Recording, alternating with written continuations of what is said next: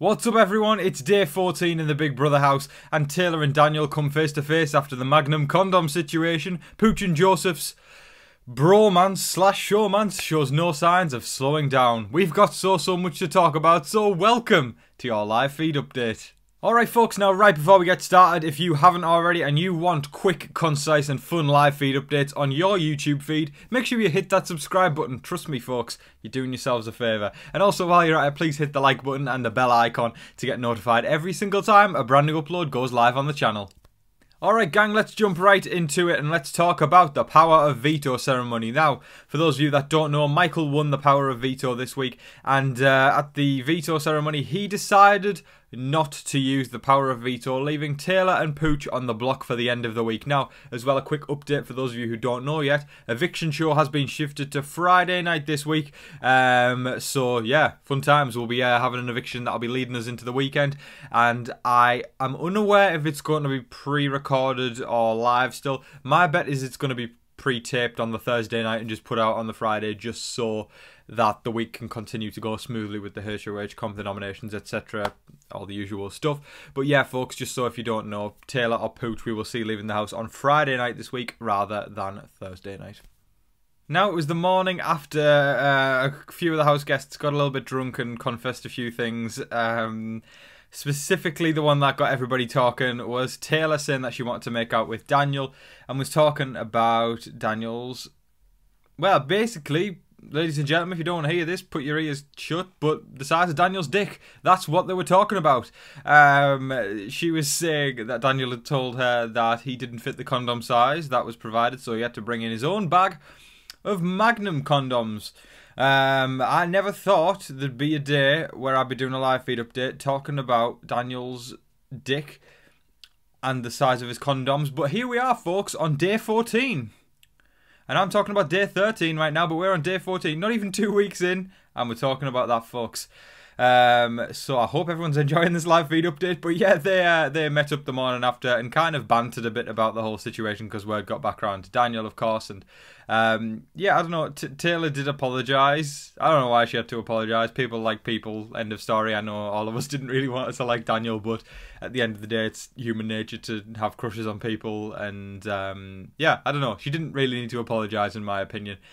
But yeah, they kind of bantered there, and it's weird. I think the overall vibe, since Taylor said that about Daniel, whether y'all like it or not, because I didn't either, people have been more willing to bring in Taylor, if that makes sense. There's a different vibe that's going around where people seem to be caring about Taylor a bit more, which is kind of twisted when you think about it, but equally it's nice to see Taylor in there with people more, so she can thrive in the game. That's more what I'm thinking of. I just want to see her stick it to everybody, so that's cool there. And I don't know if Daniel strikes me as the kind of person who he might hate on someone, but then if he finds out that they're into him, maybe then he starts to warm up to them, like, which is again very twisted when you think about it. But again, this is Big Brother, and I don't think Taylor did that on a game move. I think she legit meant it, but I think it's benefited her on a game level. So I think overall, folks, the talk of Magnum condoms and dick size has helped out. Now, another important thing to mention was kind of on the drunk night, the girls kind of discussed potentially throwing the HOH competition to Taylor. Now, this is good, right? And I know they're kind of using her as a scapegoat here to say, you know, let her take out one of the guys before they take her out. But you know what? A lot can change in a week. So if she takes out a guy, that'll strengthen the bonds with the girls that she's got. More animosity could be thrown around amongst the guys. Because what's very fascinating as well at this point is I think we're starting to see a split house of guys and girls, which I absolutely love, because the best seasons are always the split house.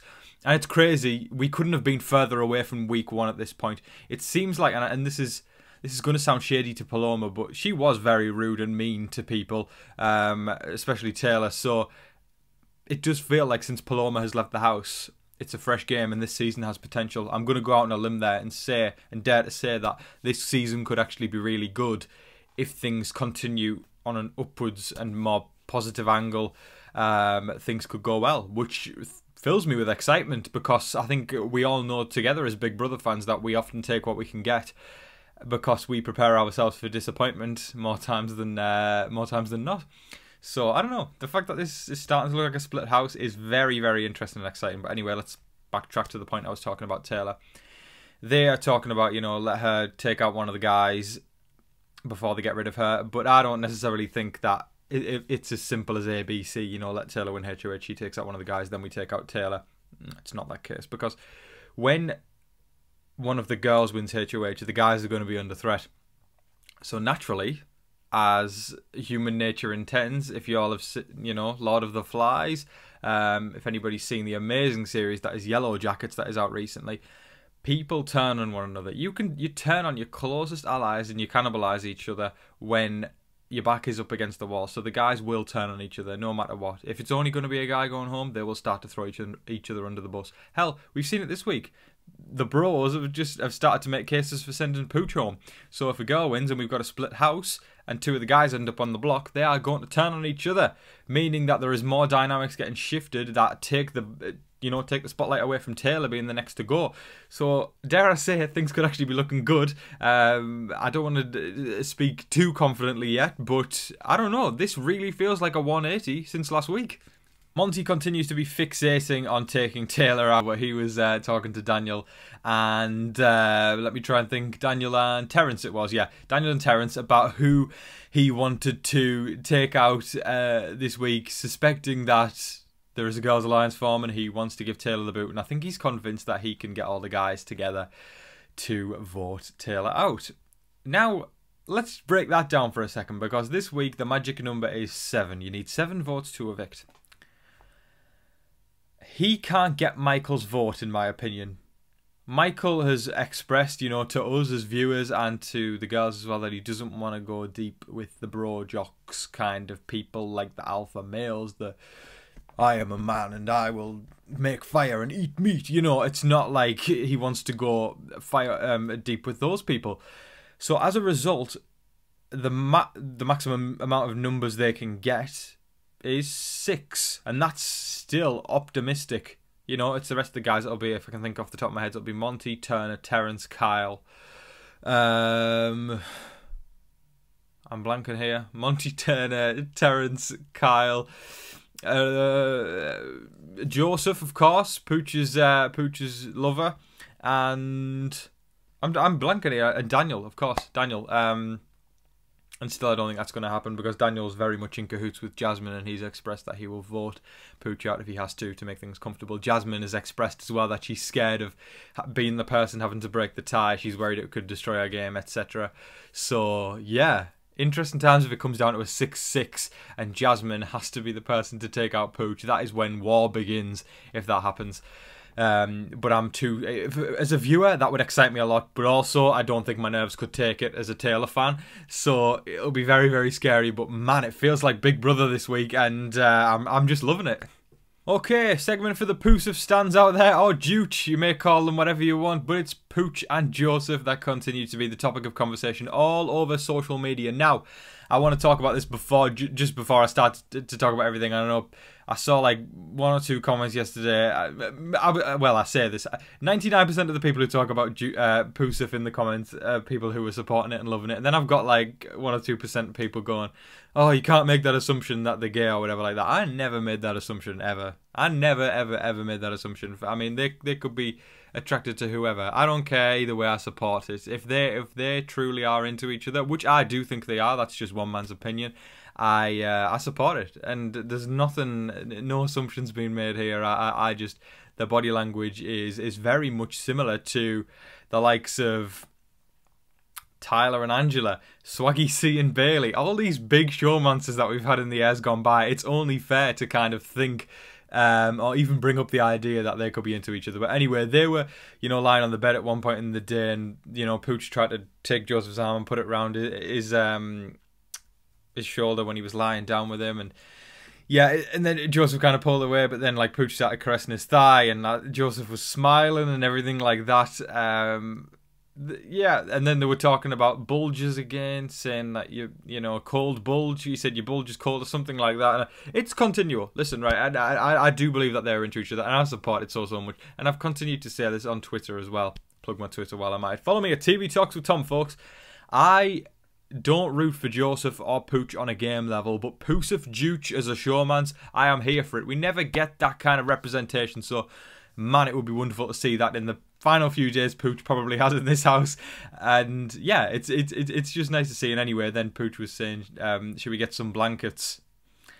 And then Joseph was saying, yeah, they were both basically agreeing on the fact that they should get blankets. Lord knows what they would be doing under those blankets, but again, it's just further evidence that I think they are very much into each other, and it's really cute. They were hugging in the kitchen as well, and you know, then there was, and production have even twigged on at this point as well, because there was a point in the day they were saying in the storage room, Joseph was saying, I've had the the diary room, like production, asking me if we're f***ing.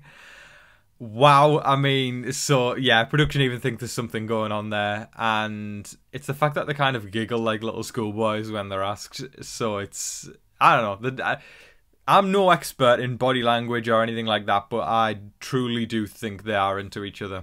Now for a very nice update, so Brittany, Taylor, well, actually, rewind. I'll start from the beginning. Taylor and Michael expressed to each other that they will have each other's backs. That is wonderful to see Taylor making ins there with the Veto King right now. The Veto King has won 2 out of 2 so far. And they are just a wonderful duo in my opinion. 2 wonderful people. Love them to bits. Anyway, Brittany, Michael and Kyle were talking about working together as the outsiders. I love that group. Kyle is somebody who isn't a typical bro, and he is, I think, distancing himself from them quite a lot to work with these more kind of down-to-earth people, I think, like Michael and Brittany. And they agreed about roping Taylor in as well. 4 of them together, that is an amazing group. I would love to see that. That would be so cool. And it's interesting to see that the lines are going to be drawn soon in regards to the split of the guys and the girls, yet these people are still making sure they've got backup plans of alliances from both sides. So if we've got a split of that going on and that alliance in the middle, we could be looking at our final 4, ladies and gentlemen, in Brittany, Michael, Taylor and Kyle, and I would not be complaining whatsoever. That is all of your updates for today, folks. I thoroughly hope you all enjoyed watching. Please let me know all your thoughts in the comment section below on Joseph, or so not Joseph, Pooseph and Jooch, or whatever name you can come up with them for. Are you happy with that 4 that we just discussed there? Because I am. Daniel and Taylor, where are you standing with all of that kind of drama going on there? There's so much to talk about, so let me know all your thoughts in the comment section below. Now, folks, follow me on Twitter at TV Talks with Tom, and follow me on Instagram at Tom_Vasey to keep up with everything I'm doing. And also, folks, make sure that you're staying safe, staying positive and healthy out there, and remember to be kind to one another. But in the meantime, please don't forget to like, share, comment and subscribe, do all of that wonderful stuff. But until your next live feed update, I've been your host, Tom Vasey. Good night.